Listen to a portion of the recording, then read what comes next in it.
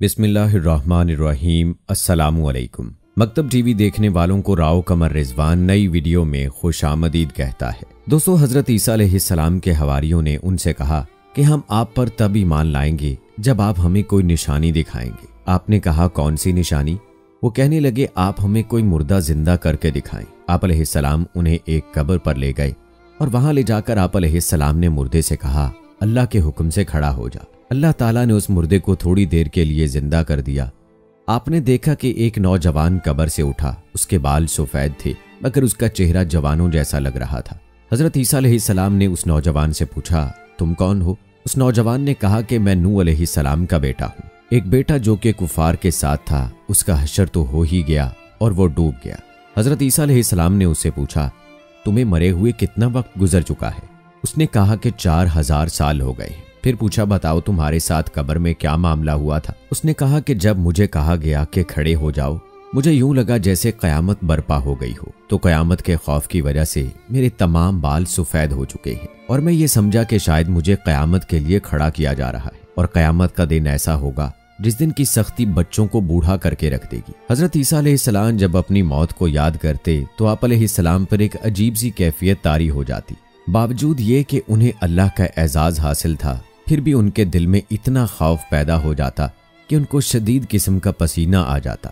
हजरत ईसा अलैहिस्सलाम अपने हवारियों, वो लोग जो आप अलैहिस्सलाम पर ईमान लाने के बाद आपकी मसाइब में आपके हमरा थे, एक कब्रिस्तान में एक कब्र पर खड़े थे और इसी मौके पर आप अलैहिस्सलाम के हवारियों ने कब्र की तारीकी और उसकी तंगी और वहशत का जिक्र किया।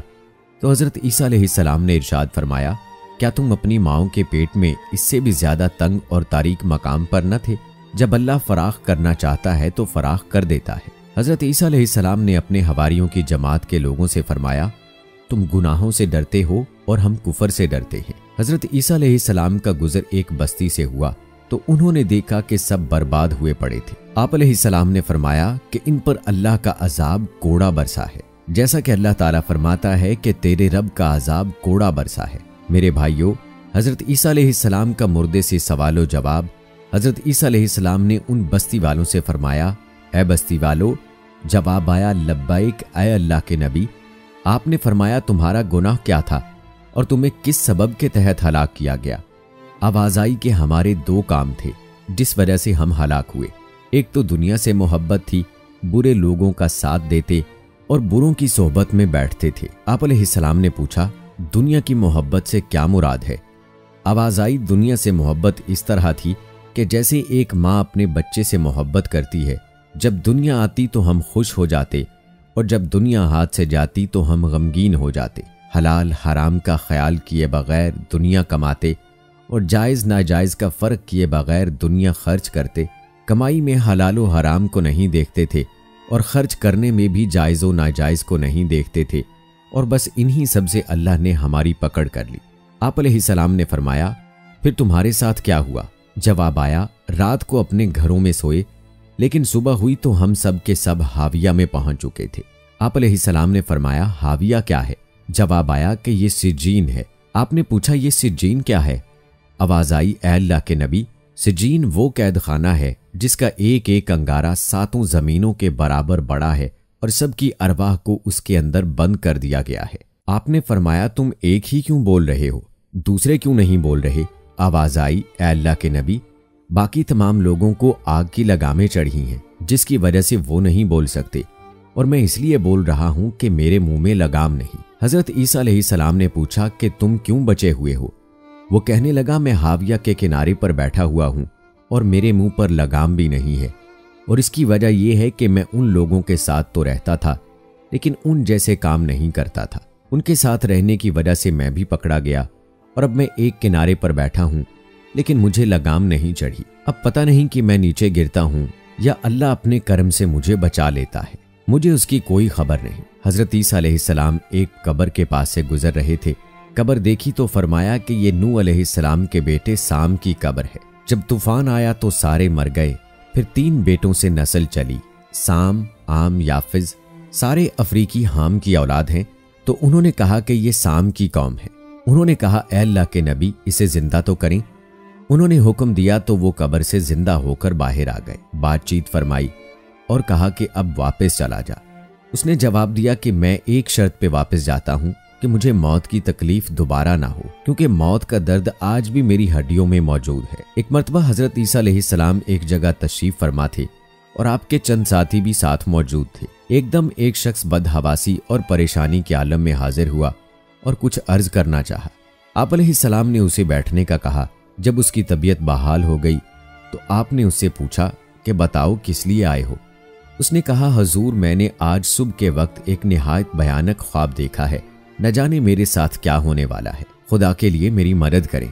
मैंने ख्वाब में देखा कि मैं एक जंगल में हूँ और अचानक एक शेर के धाड़ने की आवाज सुनकर भागने लगा। भागते भागते मैं एक कुएं के करीब पहुंचा ही था कि क्या देखता हूँ, वो खौफनाक शेर मेरा पीछा करता हुआ आ रहा है।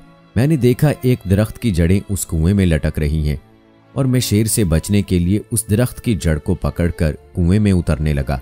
इतने में शेर कुएं के पास आ गया और निहायत गुस्से में मुझे ऊपर से घूरने लगा। शायद वो इस इंतजार में था कि मैं जैसे ही ऊपर आऊं तो वो मुझे अपना लुकमा बना ले। मैंने जब ये अंदाजा लगाने के लिए कुएं में देखा कि उसमें कितना पानी है, लेकिन जब मैंने देखा तो लर्ज उठा। ये देख कर के कुआं तो खुश्क था और उसमें पानी की बजाय एक खौफनाक अजदहा था जो अपना मुंह खोले इस इंतजार में था कि मैं जैसे ही नीचे उतरूं वो मुझे हड़प कर जाए। अब कुएं के मुंह पर शेर और उसके अंदर बैठा खौफनाक अजदहा दोनों मुझे निगलने के लिए तैयार बैठे थे। या खुदाया, मैं क्या करूं?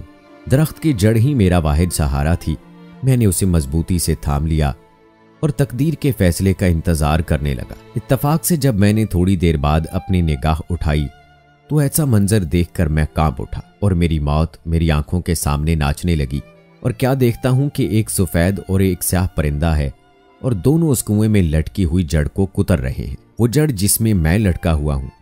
अब मेरी मौत यकीनी थी, क्योंकि जिस तेजी के साथ उस जड़ को वो परिंदे कुतर रहे थे, बहुत जल्द वो शाख टूट जाती और मैं धड़ाम से अजदहे के मुंह में चला जाता। उम्मीद की नब्ज दौड़ने लगी और मैं सख्त इज़्तिराब में था कि मेरी आंख खुल गई। मेरे जिस्म पर लर्जा था और सारा जिस्म पसीने में शराबूर था। हजूर, अब मैं आपकी खिदमत में हाजिर हुआ हूँ। खुदा के लिए मुझे नाउम्मीद ना कीजिएगा और मुझे इस ख्वाब की ताबीर बतलाइए और बताइए कि कौन सी मुसीबत आने वाली है। हजरत ईसा अलैहिस्सलाम की आंखें उस ख्वाब को सुनकर चमक उठी और फरमाया कि ये ख्वाब नहीं हकीकत है, मगर अफसोस कि तुम लोग ख्वाब को हकीकत और हकीकत को ख्वाब समझने के आदी हो। सुन लो, वो शेर जो तुम्हारे पीछे है वो फरिश्ता अजल है जो हर वक्त तेरी घात में लगा हुआ है, और दरख्त की जिस जड़ को पकड़कर तू लटका हुआ था ये तेरी जिंदगी है, और वो दोनों सफेद और स्याह परिंदे दिन और रात हैं जो तेरी जिंदगी की मोहलत को कम से कम करते जा रहे हैं। और कुएं के अंदर जो अजदहा मुंह खोल के बैठा है वो अजदहा नहीं बल्कि तेरी कब्र है, जिसमें एक न एक दिन तुमने गिर जाना है। ए हकीकत को ख्वाब समझने वाले, अब भी वक्त है कि तू होश के नाखन ले। तो मेरे दोस्तों, ये थे हजरत ईसा अलैहिस्सलाम के चंद वाक़यात। वीडियो के आखिर में आपसे एक बार गुजारिश है कि अगर आपने अभी तक हमारा चैनल सब्सक्राइब नहीं किया है तो अभी सब्सक्राइब कर लें। साथ में बेल नोटिफिकेशन को भी ज़रूर ऑन कर लीजिएगा ताकि लेटेस्ट अपलोड होने वाली वीडियोस आप तक बर वक्त पहुंचती रहें। मिलते हैं अगली वीडियो में, तब तक के लिए मुझे इजाज़त दें। फ़ी अमानिल्लाह।